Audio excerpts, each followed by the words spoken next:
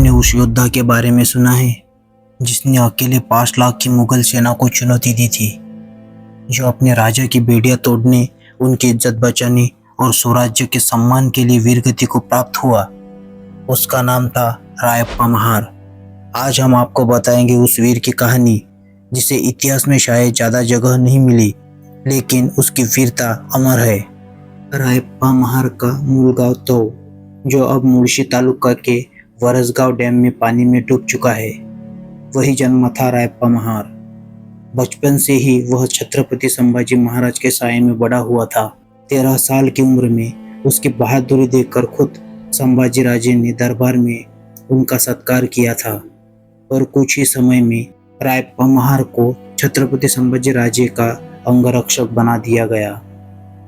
1 फरवरी 1689 संभाजी महाराज संगमेश्वर से रायगढ़ लौट रहे थे, तभी गनोजी शिर्के और मुकर्रफ खान ने अचानक हमला कर दिया। मराठा की संख्या कम थी, जितनी भी कोशिश हुई वे मुकाबला नहीं कर पाए। आखिरकार संभाजी महाराज और उनके साथी कवि कलश को जीवित पकड़ लिया गया। जब रायप्पा को पता चला कि बहादुरगढ़ में महाराज पर जुल्म हो रहे हैं, तो उसका खून खोल उठा। वह चुपचाप बहादुरगढ़ की तरफ निकल पड़ा। पानी भरने वाली भित्तियों की मदद से वह मुगल छावनी में दाखिल हुआ, जहां 5 लाख की मुगल सेना मौजूद थी। छावनी में शोर मचा, मरहट्टा सभा है। लोग उस ढींड की ओर दौड़े और रायप्पा भी उस ढींड की तरफ दौड़ा। जैसे ही उसने महाराजा को कांटेदार जंजीरों में देखा, उसकी आंखों के सामने अंधेरा छा गया। वह अकेले ही सैनिकों पर टूट पड़ा। 2 अमलदारों को एक ही झटके में काट गिराया।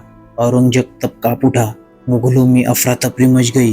रायप्पा शंभूराजों की जंजीरें तोड़ने की कोशिश कर रहा था, लेकिन हजारों तलवारें उस पर टूट पड़ी और वही अपने राजा के पैरों के पास उसका रक्त बह गया।